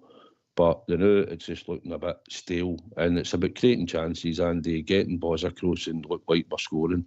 And Sunday, we never looked like that, and this is the reaction that everybody's going to give you. And then you can look back at opposite stats that he's given us, and it makes it look just as abysmal as it was on Sunday, mate. I think the management of the club, mate, the problem they've got, Andy, is what you get a crossroads, and it's whether you can afford to keep somebody, not afford to back them, because it usually ends one way, mate. Yeah. Look, the way I see it, right, the players he's brought in, the players are not good enough to create chances or put any dig in or do it. It's obvious. The amount of 50-50s, I keep saying here, I'm like a broken record. The amount of 50-50s you see that Rangers team pull out is alarming. You just, blood, flesh and bones. They still can. What's up with them? You know, and it's physical. You can't, average guys they've got nothing on them at all. In Scotland, you're going to get bullied. Oh, you've got to bring players. Andy, we're going to drop you and bring you back in because your phone's really getting a bit of interference, mate. Right, okay, bud. All right, we'll bring you right back, right? All right, bud, right. Listen, I don't think Andy will be alone in that. When I look at horses for courses, we'll take Tierney for instance, right? We've seen that. We've seen glimpses. We've seen that when he scored the goal against Motherwell. He's got something about him as far as being having ability. But has he got the heart for our game week in, week out, Southside? I've not seen that, mate, if I'm honest. No, listen, he's been pushed off the ball a few times. Listen, he's got a good vision. He is a decent player, but it looks he's a step up in what we had on the right hand side. But at the end of the day, he lacks a physical side. Come on, said it a way back. I remember when we were talking about some tackles going in, they said, I don't want my players flying into tackles and stuff like that. Maybe he was meaning a bit reckless or whatever, but we don't have a team. We don't have players that go into tackles anyway. You know, and we don't have it. You need to be a bit of physicality about you. But we don't have that really throughout our team at the moment. My old man used to say to me, Southside, you'll never have a good team without a ball winner. Aye, you need a water carrier usually in the middle of the park that will even do that. Just make sure he's there, getting on the ball, making the wee passes, giving it to players that can go and make things happen. The graft on the team, and that's probably a bit like Conor Barron at the moment. He's the one that's sort of out of the park. I think Andy might be back with us on you, Andy. Is that better? A lot better, mate. You sound it could be me, right? Because when I start getting excited, my hands shake these days. So the phone could be going up and down. I heard when you always get excited, your hands shake, but that's a different story. Oh, aye. No, listen, you're right. We need a ball winner. I think Conor Barron's trying to do that, but he's doing the job of two players, in my opinion. So that's killing him, and he'll get the brunt of it. You know what What's like?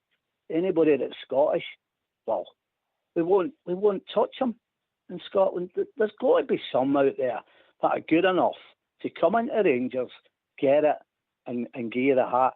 Is it not a point that Barron's been playing well because he understands the Scottish game? He knows what's required. These players are not strong enough. I don't think he can direct them. And now what we're saying, a lot of us are thinking now, a lot of them don't trust him. He's only just brought him in the door. That's really bad.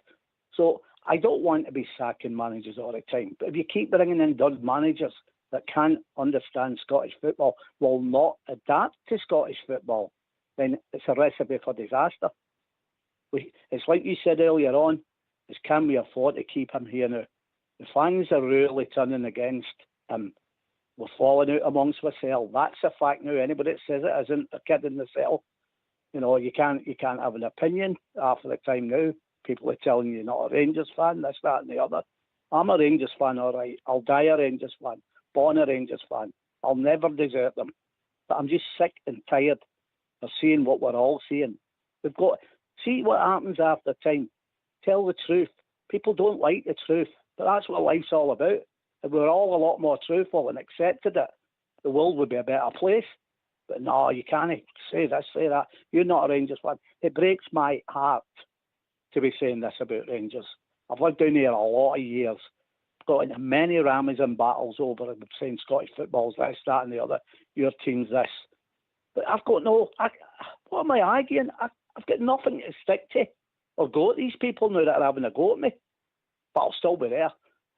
Listen, my cry's always been no surrender, along with the fans. We're not the problem. It's the people inside the club that can't handle that no surrender cry. That's the problem. That's the bottom line. It's gutting, absolutely gutting, and I don't see it getting any better. They'll get worse under him. It really will. There's no way he's going to turn that around. The players are substandard. Come on. The players are not. They're not equipped. They're too lightweight. Maybe, they don't have a heart. You know. Maybe that's that. You've got Tierney, not got a heart. You've maybe got Diamandi's too lightweight, mate. Yeah. Mm-hmm. Yeah. Yeah. You're talking about yesterday's performance, and I don't mean that as a negative to what in the tournament. It's just the way they played again.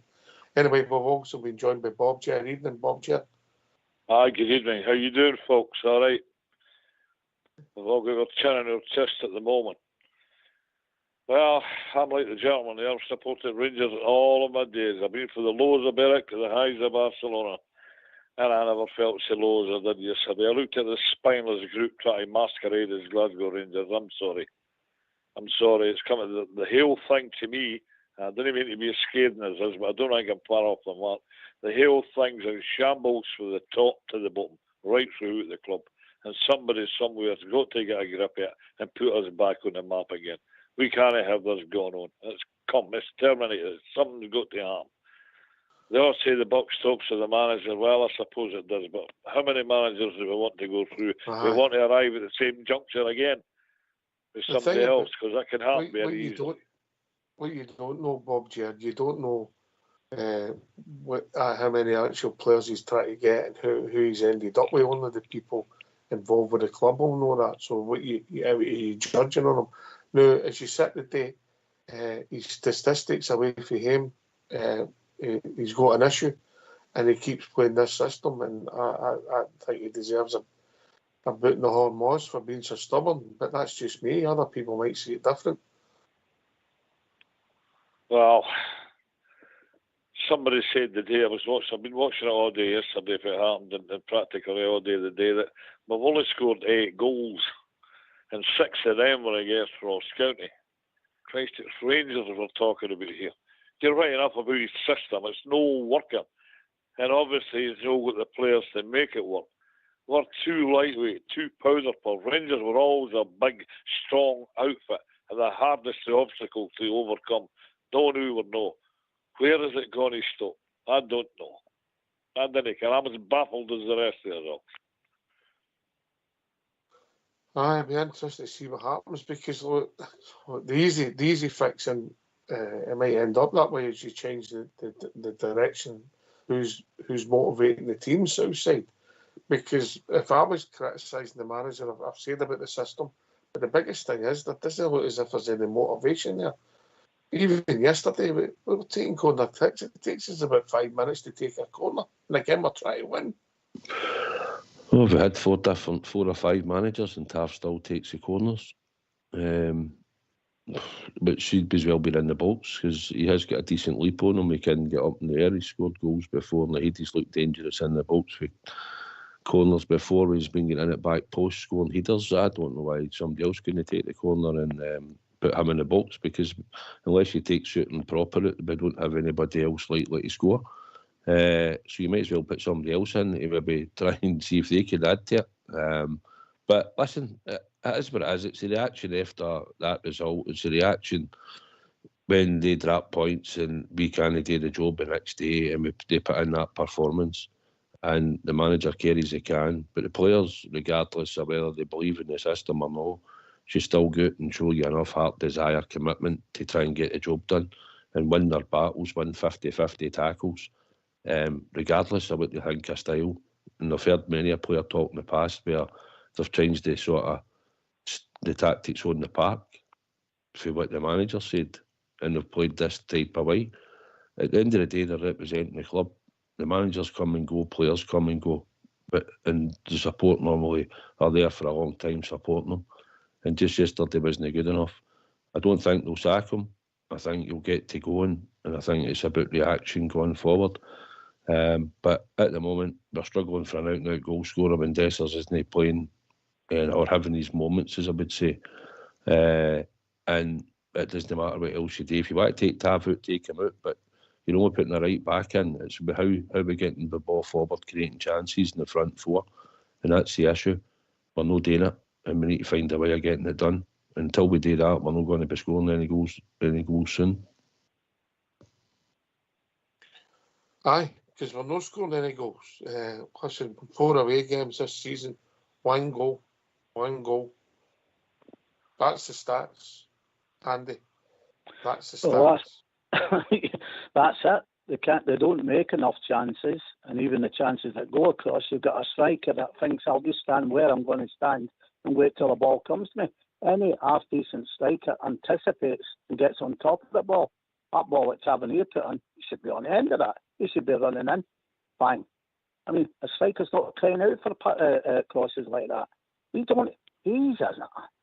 Oh, don't get me started on him. He couldn't have had a coup ass with a banjo, right? And how the hell he got 20 goals last year is beyond me. He scored 2 goals that mattered. Oh, no, sorry, he got 3. He got 1 in Europe and he got 2 in the semi-final. Mate, we're going to have to let you go. You're really breaking up again. I don't know what you've done. Have you went to the toilet or the cludgy or something? No, it might be the receptor. It's been a bit dodgy, my what do you call it? It's for the listeners, mate. It's not for us, mate. No. I get it. Right enough, aye. Definitely. Nothing worse than a bad reception. Right, I'll catch you later. All right, cheers, mate. Cheers, bud. Bye-bye now. All the best, Andy. Bye-bye. His phone was all right for a minute there.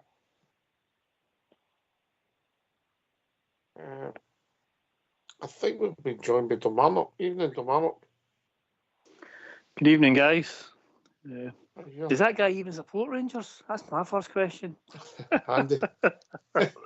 I'm only kidding on, Andy. Only kidding on, mate. Only kidding on. Give him a text, Domanoc, cheer him up, yeah. No, he's hurting like everybody else, isn't he? Hurting like everybody else. What we're seeing, the shambles that we're seeing. But I'm not rock bottom like a lot of fans. They drop points, we drop points. Reality, we lost a point, so it could have been worse. It could have been 3 points. So again, like Andy, I'll never put the white flag up. Never. I'm one of these guys that plays snooker, and I'll keep on playing until until the points. You know what I mean? I can't beat you. You know what I mean? I just don't give up. So, and I don't give up until it's mathematically impossible. And we're too early in the season. Aberdeen got a new manager bounce. They seem to be doing all right, but they'll fade away. Just watch, they will fade away, and we just need to keep continuing. As much as the football is pretty poor, we haven't got the money to get rid of them. As much as still 50-50 on them. Can we afford to keep them? Well, right, nobody's turned up at Hampden for the Kiev game. All these so-called fans, wouldn't they put their money in their pockets for that? We've got fans actively telling people no to join My Jers because it's crap. My Jers is a vehicle to get 50 quid into the club. Nothing more, nothing less. It's not about away tickets, about this, about that. All it is a way you get run financial fair play and you get 50 quid into the club. That's all it is. And people see if people want merit it, then they're fools. You know what I mean? So where's the money coming from? And much is it going to cost? All these people that are demanding we get rid of him and his background staff. Where's the cash coming from? Because nobody's putting the cash in. The extra cash we can put in, nobody's doing it. You know what I mean? So as far as I'm concerned, I think he's arrogant, Phil. I don't like his arrogance. I think it showed with Cantwell. I think it showed with Hadji. I think it's his way or no way, and I don't like that. You know what I mean? Again, we've all spoke about his formation. And everybody in a granny's going on about the formation, said we've not got the players. At the minute, we've not got the players. Have we got to players with Cortez, Matondo and Danilo? I don't know, but he does need to adapt that style at the minute, because we haven't got the players. Again, and that's back to his own arrogance. I think, but I think we need to. If it gets beaten Thursday, as much as Europe's no a priority this season whatsoever, I don't think. I think we'll beat St Mirren, and we've got to Aberdeen. So I think we're going to get 2 home wins in the next 2 games, and we'll take Aberdeen when it comes, and that's it. But anything less in the next 2, at any point strapped against St Mirren, aye, has sackable offence in it. Where we are, know what I mean? Well, there's a lot of comments in there. I want my big mucker asking about the support, the managers and all the other stuff, but I'm with you, mate. Yeah, I'm with you. So I heard a man, he heard us on here a year ago or something, saying to people, join managers.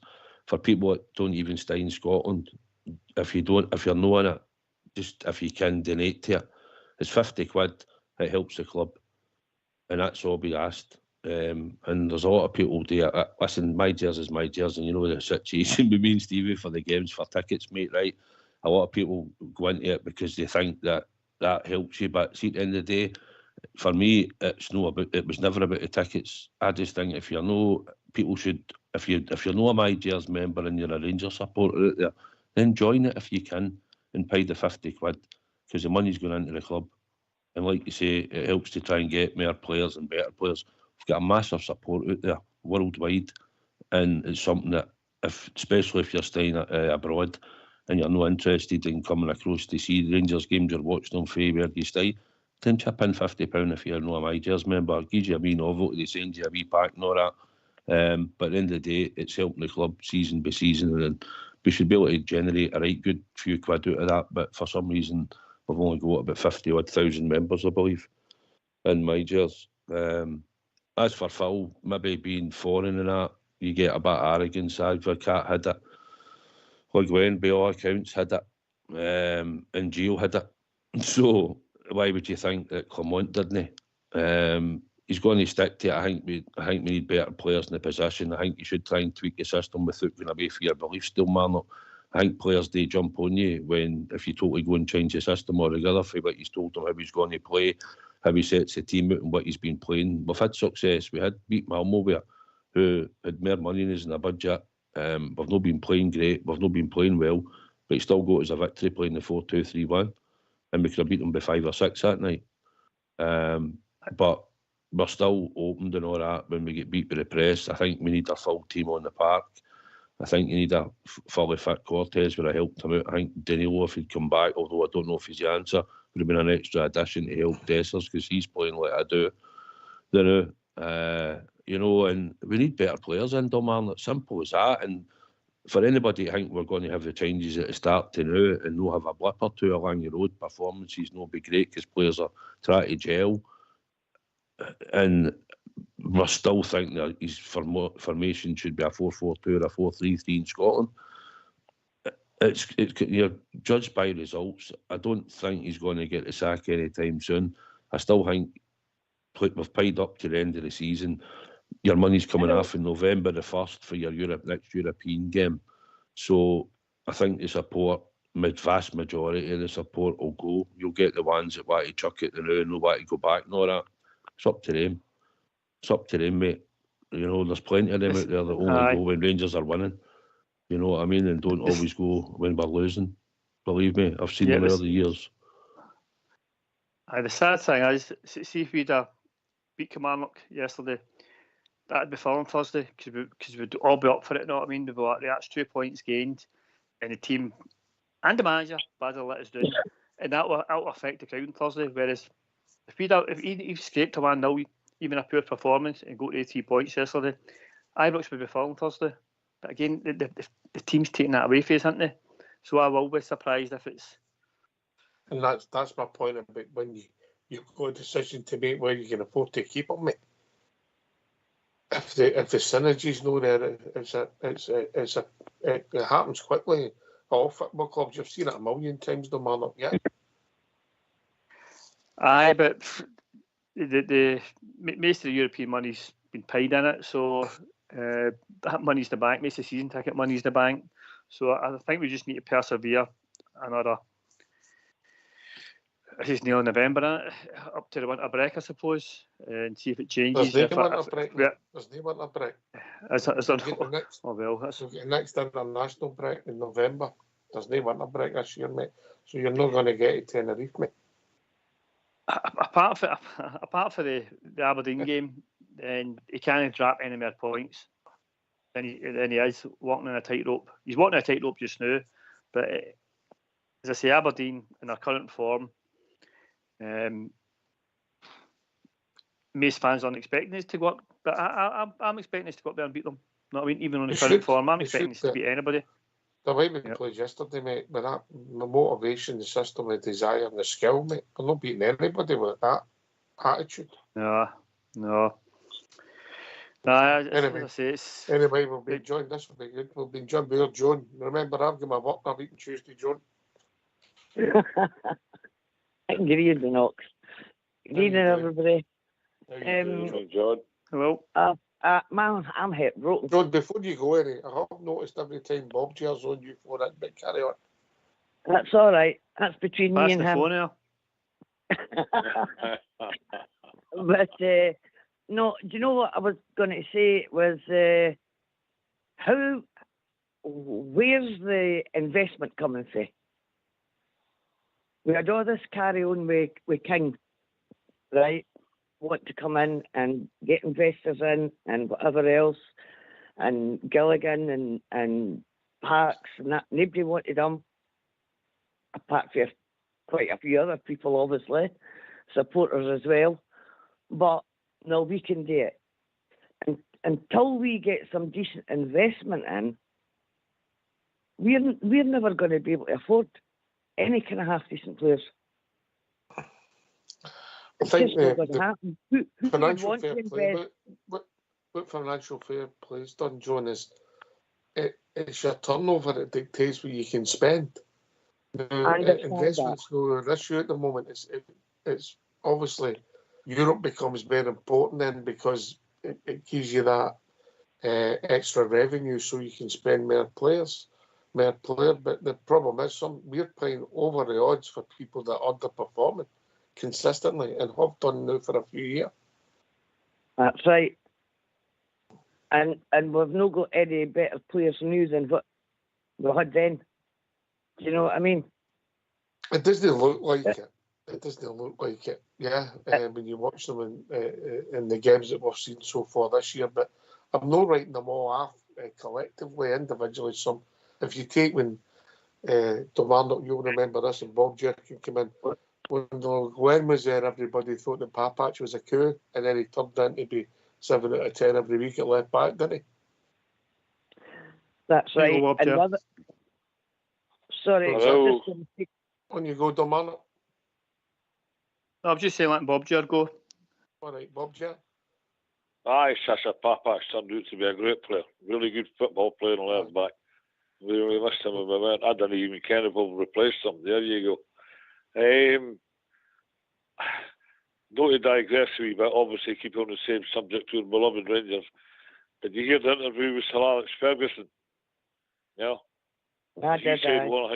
He said it was one thing, it was true, John. And Walter Smith said it as well. If you're going to buy people in, going to get people in, pay a big transfer fee, pay them hyper wages to play for the club, make sure they're there every week to do it for you. Well, we seem to do it and they're never there. We've always got a host of injuries. And it's, you know, it's reflecting on our performances. I think so, anyway. There's a whole host of people lying injured every week. We've had a history of that for a while now, and it's got to stop. Got to stop. Right, on you go, Dalmanic. On you go, pal. Aye, Papic, cult hero, ended up, didn't he? What a brilliant player. He ended up. For I say that, I think we look too much to the past, and we need to look to the current and the right now. And Jones going on about investment. I don't know where it's coming from. I tell you one thing, but we'll hear about Dave King this week in the papers. No doubt, Dave King always turns up like a bad penny. You know what I mean? When there's a bit of, if people feel there's a disaster about the club. And I take Dave King back. I know he's not everybody's cup of tea, but we're not going anywhere. And I think John Gilligan, as much as he's a true Rangers man, I think he's past his peak, and he's just in the shape of Bennett and Parks, and we need the Parks out as well. We need them at the door. They're not bringing anything to the table. But I don't know where the investment's coming from unless a complete takeover. Then people would then start getting worried that you're going to get somebody that's going to start selling bits to the business staff left, right, and centre. Then asset strip. That's the fucking excuse the language. That's the word, isn't it? Asset strippers. Yeah, I don't think you should then bring there, mate. But so I think that is a worry about somebody coming in. You know what I mean? But we'd love a revolution, wouldn't we? Somebody coming with a lot of money and they're set to 40 million players, but I don't think you can do that, mate. That's the trouble, because you need to get your turnover up. South side. That's the thing. We've got directors on the board that could shove 10 and 20, 30 million pound into the playing thing, but that's not how it works. You've got to get your turnover. You know, we've got to bring investment in that way. Anybody wants to come in and saying then they need to start buying shares, Dougie Park's no longer part of the board. He's off, you know. And John Bennett stepped in for health reasons and stuff at the moment. Well, he's maybe working a wee bit in the background, who knows. It's like anything, man. When the team's winning, they do worry about what's happening. We have to find the CEO. I believe they're going through an agency type thing to get it to get a few candidates, and then they'll interview them and they'll pick one, and then obviously we have to get a chairman and we have to get somebody in and director of football and stuff like that. But first and foremost, the first team is what we worry about, mate, week to week. And the boardroom, when we go to the AGM, will take care of itself, and we'll see. I'm sure Dave King will turn up probably and want to ask a question or two. So it should be interesting when that happens. But at the end of the day, we need to sort the team out. We need to get things back. We need to get the first team back up and running, and they need to start winning. And that's the first and foremost. And whatever it is, the players, they need to show a lot more of heart and desire on what they showed on Sunday. And Europe will take care of itself. Don't know how good Steaua Bucharest or Kilmarnock, but they've won 2 games. And I'm hoping that we could turn them at Ibrox. But on that performance on Sunday, that will certainly no do it. So there'll need to be a big change. But I don't think there'll be much will change for the team on Thursday, mate, for the ones that are actually fit and available. I don't see there's going to be many changes. I think these ones are tied at the moment. But you could have had you on the bench, couldn't you? I'm not saying Hadji's going to be fit to play 90 minutes. He's not in the European squad. Oh, that's right. Sorry, mate. Yeah, sorry. You're right. There was somebody else doing that, wasn't there? Danilo wasn't in it either. All right. Well, I was proved right to that. Anyway, in you come, John. I don't know how we could get Clement to change the team. You never know. If it changes formation, you just don't know what the players we've got that new might turn up or turn out. Do you know what I mean? Potentially, I listen, I've said it a lot on here. I don't like the system, John. That's right. Gio played that system too, didn't he? At times, yeah. And then at times he went for, he placed the fullbacks up and they dropped Lundstrom and they played with 3 centre-backs. And we've continued to do that. I mean, if you watched Conor Barron yesterday, he took the ball that often, have the 2 centre-halves right next to him. You're thinking, well, let them bring it. You get further 20 yards up the park. Aye. You know, I've thought that myself. I just thought maybe if he would just change it. And just I don't think he will, John. I'll be honest with you. I don't think he will. And I'll be honest with you, and you ken what I thought of Clement when he came in here. You know what I mean? I thought he's good enough for him. And he's a man that's been, I mean, he's got a CV there that's, you just go, you look at it and you see what he's doing with us the new, and you go, is this the same guy? Aye.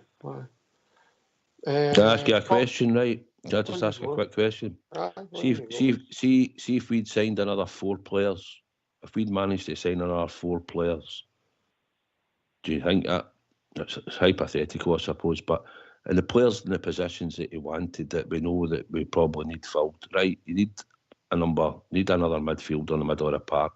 If you get a proper number 9 up the park, we're missing a left winger, but we both want to solve it, and he's out injured.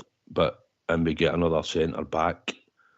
Do you think that would have improved the team solidly?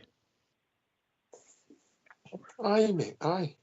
And if it does, then, and you think it does, then why would you know? We need a centre forward, mate. We need a centre forward. Of course we do. When your striker's no scoring, that's what you buy a striker for, to score your goals, and he's not even been anywhere near it. But in fairness to him, take away his hold-up play and stuff like that, we've not created chances for him to say, Dessers has missed that. We were saying it all last year. Look at that one he missed, look at that one he missed, look at that one he missed. In fairness to him, since he had the record of 7 goals in 9 games, in the last 4 games, apart from his touch, his hold-up play, we've not actually gave him a chance to put the ball in it. Or have we? I can't think of one. He missed a few up at Tannadice. I think he was the great against the Hibs, just from memory. Yeah, I need to check out me. He's an enigma, Dessers. But anyway. Can I say something on goals? Aye, of course you can, Dominic. Aye, it's down to the striker to put the ball in the net, 100%. No, I mean that's what he's paid for. That's what the game's all about. It's not football to me is not about defending, about a great save. Football's about ball getting put in the net and the fans celebrating the final whistle, lifting the cups, the silverware, etc. But to win a league, you need goals for all your team. So as well as your forward doing his job, but you still need your goals for your midfield. You still need goals coming through set pieces via defence, etc. But we're not getting to anybody else, are we? Lawrence, he's one that kind of stepped up recently, but we need goals for all the team to have any decent title challenge. But we had system, mate. We had system. When your fullbacks get pushed back, the two midfielders, you actually end up with 6 defenders, mate. You don't get enough. And the 2 wingers play wide, mate. There's nobody in the box. So just it's awful. Looking at simply, mate. You're as much as I think he's an enigma, he's isolated. And if he does go for it and misses it, which can happen quite regular, trust me, maybe he'll say it was a dummy. But if he misses it, there's nobody else there. Nobody. So it's a flaw in the system, no, Warnock. Yep, and he does need to change it until we've got the players, the faster players. But at the minute, we can all see it's not working, and it needs to be a wee bit more flexible. But the game is about scoring goals. You're spot on. Right, last word for Bob J. Hi, great show tonight. Great points of view. Keep your feet in the ground. Try not to panic. It's a little difficult though. By the way, are we home on Thursday? I don't think so. Ah, we are home. Oh, we are. I thought we were in Bucharest on Thursday. Sorry, my mistake. Yeah. Well, anyway, just Southside better get a flight booked up quick. Keep my Bucharest. Right. Too predictable, too pedestrian, too powder puff. Got to be addressed. I don't want the manager sacked. Give the manager, well, he's had all the chances under the sun, but sack managers, they know the answer. Stick with it, or Rangers still would die, yeah? No surrender. Good night, everybody. Thank you very much. Bob J. Night, Bob J. John? Yes, thanks for having me on for that short time. I like to have a good listening to what everybody's saying, and I thought, Ken, they're all saying this, that, and everybody's more or less saying the same. But thanks for having me on, Ox. Bill Marnock's still there. Great to hear from you. Rangers till we die. Oh, we're stuck with that. Dominic? Aye, thanks for having me on, lads. And this show's all about opinions. You know what I mean? And if you've got opinions, people phone up and put them across.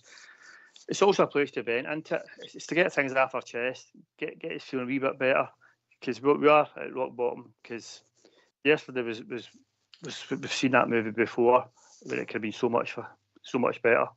So I keep it faith, lads. We're still in it. Good night. Cheers to man. Always great to hear from you, buddy. Southside.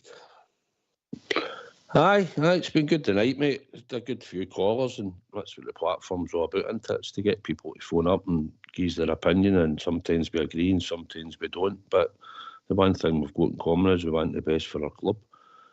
So we're going to Thursday night. I look forward to Ibrox on Thursday, mate. I'm sure there'll be a good crowd, and it's down to the players to give a reaction in Europe, and hopefully we'll get another 3 points on the board, and we can take it from there.